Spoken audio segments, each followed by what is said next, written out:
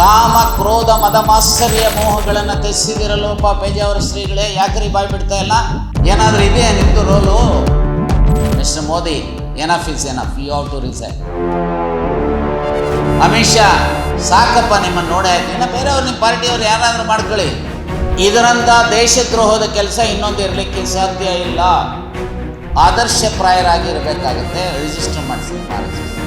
ಉಡಾಫೆ ಮಾತು ಹೊಡೆಯಕ್ಕೆ ಹೋಗಬೇಡಿ ಮಿಸ್ಟರ್ ಸರಸಂಘಚಾಲಕರೇ.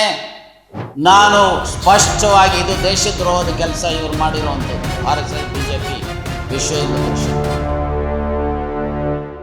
ನಾಡಿನ ಸಂಪತ್ತು ಅಥವಾ ರಾಷ್ಟ್ರದ ಸಂಪತ್ತು ಹೇಗೆ ಬಳಕೆ ಆಗಬೇಕು, ಯಾವ ದೇಶದಲ್ಲಿ ಭ್ರಷ್ಟಾಚಾರ ಇರುತ್ತೆ, ಎಲ್ಲಿ ಲೂಟಿ ಆಗುತ್ತೆ, ಆ ಸಂಸ್ಥೆ ಆಗಲಿ ಆ ದೇಶ ಆಗಲಿ ಉದ್ಧಾರ ಆಗಲ್ಲ ಅಂತೇಳಿ ರಾಮ ಹೇಳಿದ್ದಾನೆ 7,000 ವರ್ಷಗಳಿಂದ. ನೀವು ಕಾಮ ಕ್ರೋಧ ಮದ ಮಾತ್ಸರ್ಯ ಮೋಹಗಳನ್ನು ತೆಗೆಸಿದಿರಲೋಪ ಪೇಜಾವರ ಶ್ರೀಗಳೇ, ಯಾಕ್ರಿ ಬಾಯ್ ಬಿಡ್ತಾ ಇಲ್ಲ? ಯಾಕ್ರಿ ಇವರನ್ನು ಅರೆಸ್ಟ್ ಮಾಡಿ ಅಂತ ಹೇಳ್ತಾ ಇಲ್ಲ? ಯಾಕ್ರಿ ಮೋದಿ ಮತ್ತು RSS, VHP ನೇರ ಕಾರಣ ಅಂತ ಹೇಳ್ತಾ ಇಲ್ಲ? ನಿಮಗೂ ಏನಾದರೂ ಇದರಲ್ಲಿ ಏನಾದರೂ ಇದೆಯಾ ನಿಮ್ಮದು ರೋಲು? ನಾನು ಇದೆ ಅಂತ ಹೇಳಲಿಕ್ಕೆ ಹೋಗೋದಿಲ್ಲ, ಕೇಳಲಿಕ್ಕೆ ಬಯಸ್ತೇನೆ. Otherwise you should have demanded for arrest of the concern. ಎಲ್ಲೋ ಒಂದು ಕಡೆ ಮೌನಿ ಬಾಬಾ ಇವತ್ತು ಪ್ರಧಾನಮಂತ್ರಿಗಳು ಏನೂ ಏನೂ ಇಲ್ಲ. ಅಮಿತ್ ಶಾನು ಮಾತಾಡ್ತಾ ಇಲ್ಲ, ಉತ್ತರ ಪ್ರದೇಶ ಚೀಫ್ ಮಿನಿಸ್ಟರ್ ಇವರು ಸರ್ಕಾರದ ಕಾರ್ಯದರ್ಶಿಗಳಿದ್ದಾರೆ. ನಾನು ಅದಕ್ಕೆ ಬೇಕು ಅಂತ ಡೀಟೇಲ್ಸ್ ಕೊಟ್ಟಿದ್ದು. ಹಾಗಾದರೆ ನಿಮ್ಮ ಸರ್ಕಾರ ಭಾಗಿಯಾಗಿದೆ ಅಂತಲ್ವಾ ಇದರಲ್ಲಿ? ಕೇಂದ್ರ ಸರ್ಕಾರದ ಕಾರ್ಯದರ್ಶಿ ಇದರಲ್ಲಿದ್ದಾರೆ. ಆಮೇಲೆ ಪ್ರಧಾನಿಯವರ ಮಾಜಿ ಪ್ರಧಾನ ಕಾರ್ಯದರ್ಶಿ ಇದ್ದಾರೆ. ಕೇಂದ್ರ ಸರ್ಕಾರದ ಕಾರ್ಯದರ್ಶಿ ಪ್ರಶಾಂತ್ ಲೇಕುಂಡೆ, ಉತ್ತರ ಪ್ರದೇಶ ಸರ್ಕಾರದ ಕಾರ್ಯದರ್ಶಿ ಸಂಜಯ್ ಪ್ರಸಾದ್. ನಿಮ್ಮ ಸರ್ಕಾರ ಇದರಲ್ಲಿದೆ. ಏನು ಮಾಡ್ತಾ ಇದೆ ಅಂದರೆ ನಿಮ್ಮ ಸರ್ಕಾರ ಇದೇನಾ ನಿಮ್ಮ ಗವರ್ನೆನ್ಸು? ನಾಚಿಕೆ ಆಗೋದಿಲ್ಲ?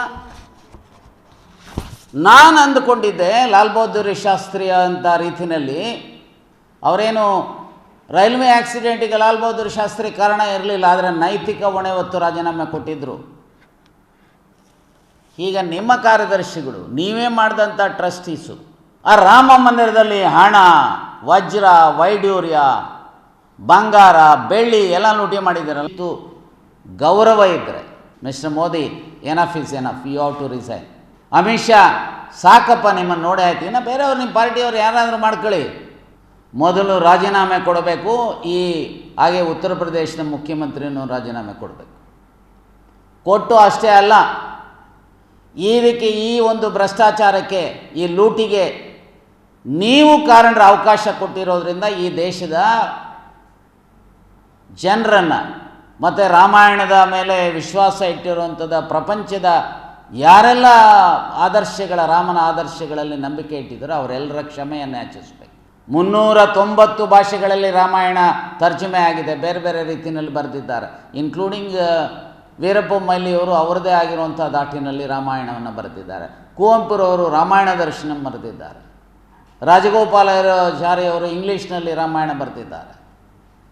ಹೀಗೆ ವಿಶ್ವದ ಅನೇಕ ಭಾಗಗಳಲ್ಲಿ ಇವತ್ತು ರಾಮನ ಬಗ್ಗೆ ಭಾಳ ಗೌರವ ಇರತಕ್ಕಂಥ, ಪೂಜ್ಯ ಭಾವನೆ ಇರತಕ್ಕಂಥ, ಆದರ್ಶ ಮರ್ಯಾದಾ ಪುರುಷೋತ್ತಮನ ದೇವಸ್ಥಾನದಲ್ಲೇ ಲೂಟಿ ಮಾಡ್ತಿರಲ್ರಿ, ನೆಲ್ಲು ಬಿಡ್ತಿರ್ರಿ ನೀವು ಭಾರತೀಯ ಜನತಾ ಪಾರ್ಟಿಯವರು, RSSನವರು, ವಿಶ್ವ ಹಿಂದೂ ಪರಿಷತ್ನವರು.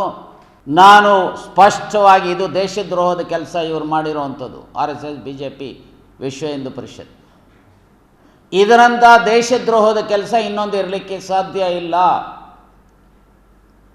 ಹಾಗಾಗಿ ಇವರುಗಳ ಪ್ರಧಾನಮಂತ್ರಿ ಮತ್ತು ಗೃಹ ಸಚಿವರ ರಾಜೀನಾಮೆ, ಉತ್ತರ ಪ್ರದೇಶದ ಚೀಫ್ ಮಿನಿಸ್ಟರ್ ರಾಜೀನಾಮೆ, ಮತ್ತು ಇದನ್ನು ದೇಶದ ಜನರ ಕ್ಷಮೆಯನ್ನು ಯಾಚಿಸಬೇಕು.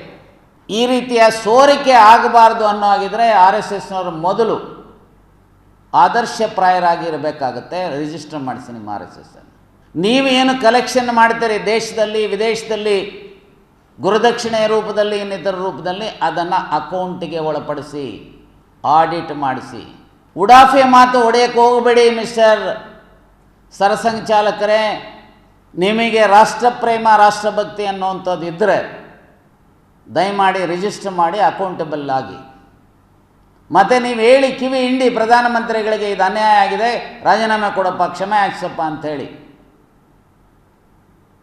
ಇದನ್ನು ನಾವು ಆಗ್ರಹಿಸ್ತೇವೆ ಅಂತ ಮಾತನ್ನು ಹೇಳಿಕೆ ಬಯಸ್ತೇನೆ. Thank you.